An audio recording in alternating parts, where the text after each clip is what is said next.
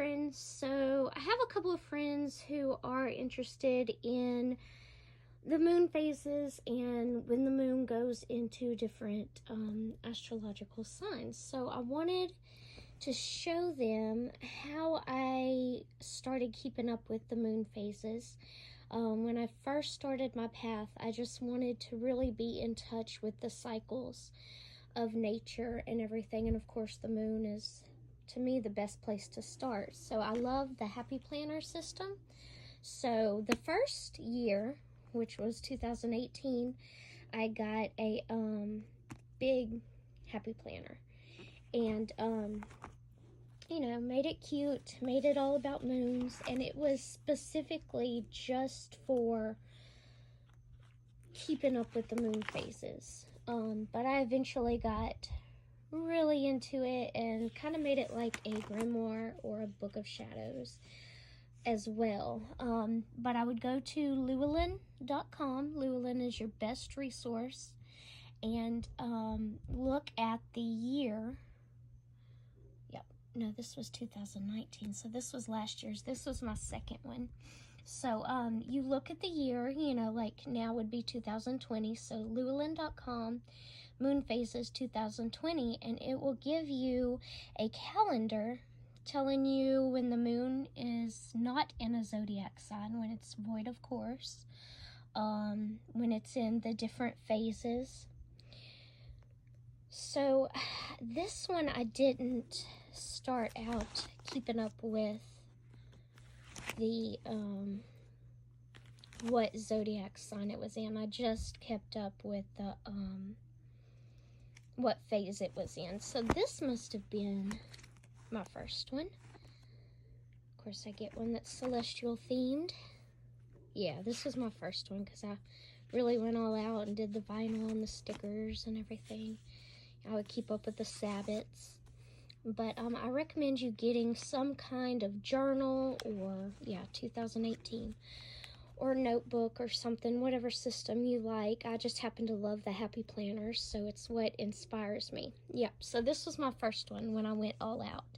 Now, there are 12 zodiac signs, like Aquarius, Leo, Pisces, Aries, all of that. And they are broken up into the four elements: earth, air, fire, and water. And so like Cancer and Scorpio and Pisces are all I'm tired, are all water signs. So they, have the tendencies and the attributes of water. And so what I did here is I would put, like, this day the moon was in Cancer. Well, Cancer is a water sign, so I colored these days that the moon was in Cancer blue for water. And then it moved into Leo. See, so sometimes there's 2, 3, sometimes even 4 days that the moon stays in a certain sign. All right, and so Leo is a fire sign. So I colored this red because I really wanted to see patterns in my life and start noticing if they really did coincide with the phases of the moon. I wanted to experiment with just how impacted I am by the movement of the moon.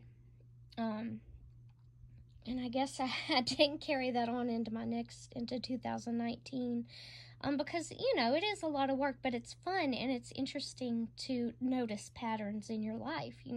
Everything in nature is cyclic. It comes and goes in cycles.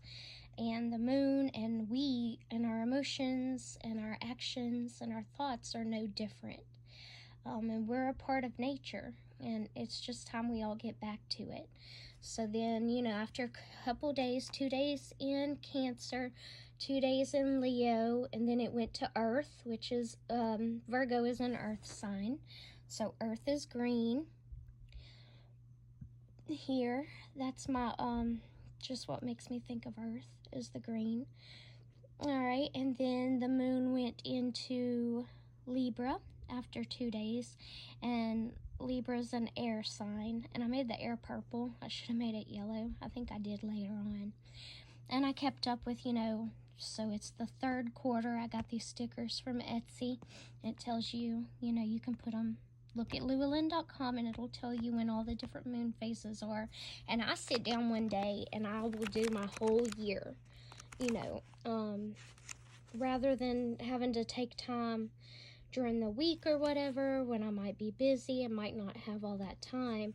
I just sit down and I make a whole day of moon planning, and Llewellyn will give you so much information. It'll tell you when the retrogrades are and all of that.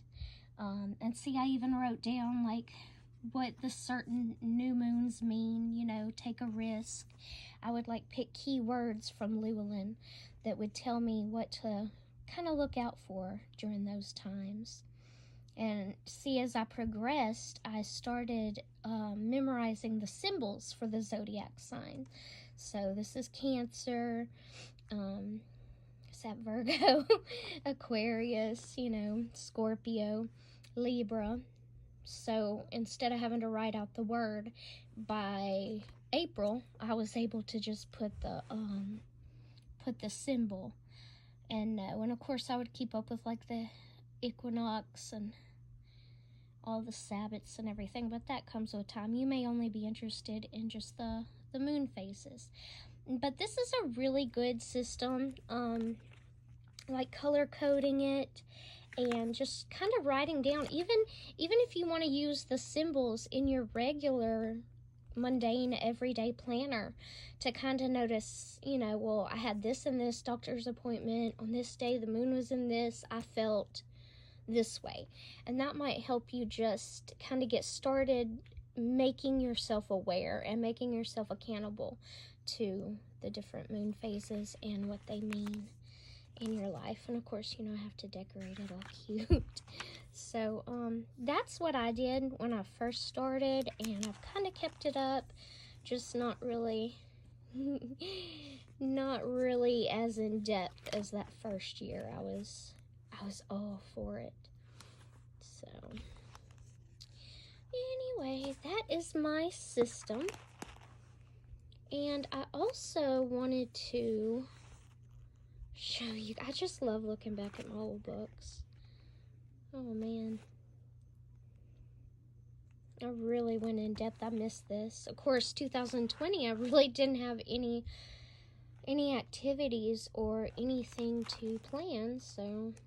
And it's funny because, okay, so this was my first one. This is just like the classic happy planner. And then the next year, I went with the big happy planner, and I'll have to go get it. But this year, 2020, I had gotten the little mini happy planner. Let me go get it, and then I'm going to show you guys some of my research on the moon phases, because I took a course with the Center of Excellence. And it's based out of the UK, but you can get certified here. I mean, the certification for it works here in America too. I took a class on crystal healing, so I'm certified in crystal healing. And I took a class on natural magic, and I think that's where they had the moon phase information that I kept in this Rumi book, because I love Rumi. But let me go get my cute little mini happy planner and show you. The last couple years, I have just had these as my moon planners, and then had like my regular planner or whatever. But this year, I'm really working on infusing my mundane, day-to-day, everyday life with magic, and so I just put it all together. So it's my grimoire for the year, it's my journal, it's my budget planner, and it's my moon phase calendar. So let me go get that, and I'll be right back. Look at Briggs. Briggs, say hi. Hey, slow bun. Alright, be back. So, although it is super fun to decorate like the bigger ones, and I get Groove Book, and so I can print any image. I can print 100 images out for $3.99 with Groove Book, and so I'll find cute little images that I want to decorate my books with. little punk people. This kid that does this, he's like, he started when he was like 9 years old, and I think now he's like 13, and he draws all these cute little punky people. I love it. But anyway, get Groove Book, and you know, you can decorate your scrapbook or your whatever you got going on. And so anyway, it was fun decorating the big ones, but for convenience sake, and like I said, I wanted to just really mix all of my mundane and my magical all together, because, you know, it's all a part of who I am. And so this is really convenient because it can fit in my purse or my teacher bag. I can take it to work and work on it during break time or whatever. So I love it, and I got a little more silly with it this time. I was supposed to put $50 in my savings account. Didn't do it. But look, I have different sections. So tarot. I did the symbols since it's a small book. I don't have room to just really write things out. So I put the symbols, and I did the my tarot reading of the year, which I need to look back over that. And I started out, I'm supposed to do on the new moons, I like to do a sigil, everything, but I haven't really done that in a while. Anyway, okay, and then I have astrology. And so, like I said, you know, the different, and I color-coded it, the different signs, there's 12 signs, and they're broken up by earth, air, fire, and water. So the fire signs are pink, the air signs are yellow, the water signs are blue, and the earth signs are green. And so I have that. And so, yeah, this is what I did. These are the planetary symbols. So this is the sun, Mercury, Venus, Earth, you know. You have these in your birth chart, like your Uranus, your Saturn, you know, and they have different meanings according to your personality. But all I really go into with mine as of yet is my sun sign, my moon sign, and my rising sign. So anyway, you don't have to worry about all that to start off with. But this is what I did. I went to Llewellyn.com, like I was telling you about, and just for the whole year, like January, I wrote down when the full moon is, there was a lunar eclipse. Llewellyn will tell you all of the celestial events for each month. And so that's what I did. I just wrote down here so I could see it as at a glance for the whole year, what was going on. And then, yeah, I did not do that. And then, the full moon names and everything to keep up with. Llewellyn just has so much information. Alright, but on my calendar, where's my calendar? It's all my spell stuff. So that I just skimmed through was my like Book of Shadows part. So y'all need to see that. Yeah, here we go.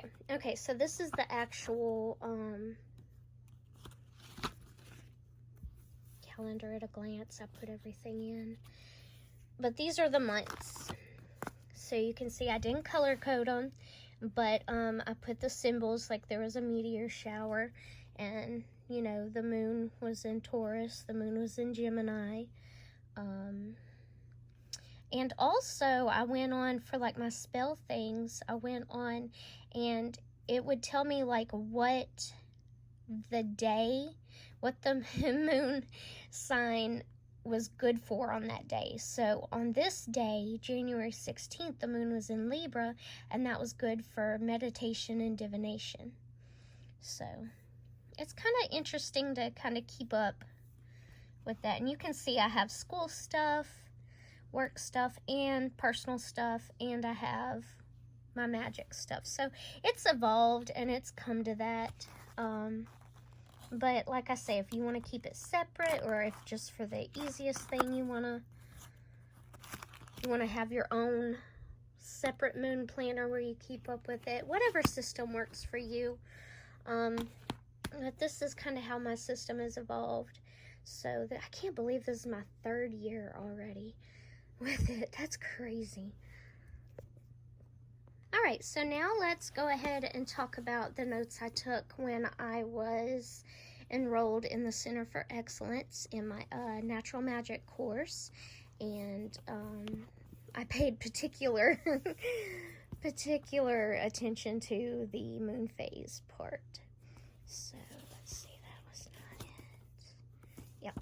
All right, so, and it talks about like the different moon phases, not just like the zodiac signs or whatever, but what the phases of the moon are really for and how they kind of shape our life. And if you can get in tune with the phases of the moon like that, you'll really notice your life taking on more of a balance, because you're in tune with the natural rhythms and the natural cycles of the moon and how they impact us. So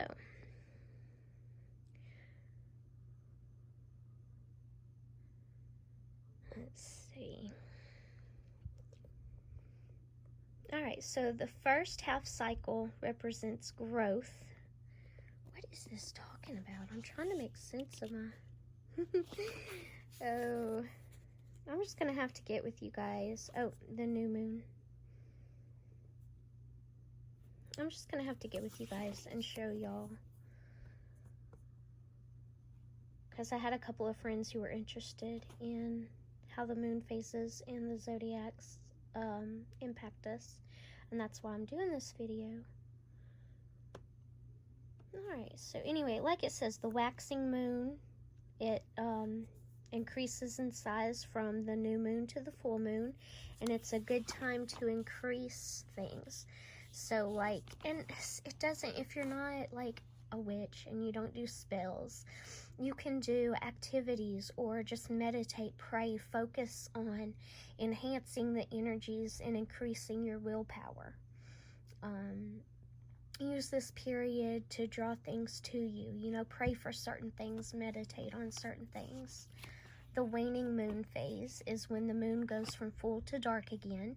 It's around a 2-week cycle, and it's time to get rid of or destroy things you don't want to be burdened by. Spells for weight loss or reducing debt. Time to remove negativity. The new moon, oh my gosh, it's my favorite. So it is a time for beginnings. It's when the cycle starts over, and I really love the dark moon just before it, but I think I have a section about that, so I'll wait to tell you about it. But the new moon is time for beginnings and new undertakings, fresh start, act on your ideas. It's a time for renewal, solitude, so you can reflect. It's a time to set new goals for the new phase coming up. So you set your goals during the new moon and you work towards them for the 2 weeks between the new moon and the full moon. And during the full moon, you know, you kind of want to start seeing the fruit of your labors, you know. And if you do this, if you set these little goals every moon phase, you know, you will see your life, you're living a more meaningful life. Like, you're living your life with intention, you know, with purpose. So it's really important to understand, you know, how the moon affects us. All right, yeah, here we go. The period directly before the new moon, it's known as the dark or balsamic moon, and that is when I feel the most energy and the most power. It's when the moon can't be seen in the sky. There's no moon. And a lot of people say, you know, you don't want to do any kind of magic or anything on the dark moon or the new moon. It's more of a time to kind of go inward and reflect. All right, the waxing crescent. So that's when the seeds of the new have been planted, and your energy is going to relate to gaining clarity and strengthening. Protection are benefited. You're like working up. The waxing phase is working up from the new moon when you set your goals, and then working up toward that full moon when your goals reach fruition. All right. And so during the first quarter, you should be taking action towards your goal for that moon cycle. All right, you're attracting your goal. You're attracting what you want. Then we have the waxing gibbous, and it's a time to be constructive, stay focused on what you're working toward. All right, and then finally the new moon, the full moon. It's the most powerful time. I'm usually exhausted on the full moon. I can't do anything. The energies are just so strong because that's when everything is really coming into alignment. The energies are moving and working. You know, your goals, even if it doesn't seem like it, they're being met. So it's just a very powerful time, and I choose to do a lot of self-care during the full moon because it does leave me exhausted. All right, and it's a good time to clean and charge and just kind of be grateful. But especially during the waning moon, as you know, the moon is kind of going back down. It gives you, between the full moon again and back down to the new moon, it gives you time to really just kind of reflect on how that month cycle went, what worked, what didn't, how you set your goals, and how they came to fruition. All right, so the waning time is not really a time for action. Okay, you want to really, a lot of times, a lot of things you start during this waning, the 2 weeks of the waning period, if you start something, some major projects, sometimes they tend to kind of go a little wonky because the energies that are flowing are not really conducive to that. This is more of a time of reflection, letting go, getting rid of obstacles that are in your way so that you can start over again, you know, with the moon cycle, with the new moon and everything. So that's just kind of a very messy, chaotic overview of how the moon really can affect us. And I have so much information here. I really do need to organize it in a better way rather than just these notes I took. And then, of course, each full moon or each monthly moon, no matter what phase it's in, is given, like, usually, like, there's the Celtic names for them, there's the Native American names, like the cold moon, the quickening moon, there's the flower moon, the wind or the seed moon. There's a few different, you've heard, like the blue corn moon, you know, blessing moon. So anyway, that's really neat, and I'll probably go into that later, but I just wanted to share some of that information with you. All right, and see, each month the energies are attuned to certain things, you know. Like in January, it's time to work on protection, physical and spiritual. It's a time to work on your inner self. And if you can just kind of be aware of what's going on, I mean, all these things happen without us anyway. But sometimes when we're not aware of the energies at a certain time, sometimes we're like a fish going against the current, you know, and we just kind of get lost in the sauce and don't really know what's going on. But if we can be aware of what the energy of a certain time, a certain day are doing, and we can kind of align ourselves with that, it really does bring there's more wisdom, knowledge, and peace, and like you're more grounded, like you're grounded in the earth and its cycles.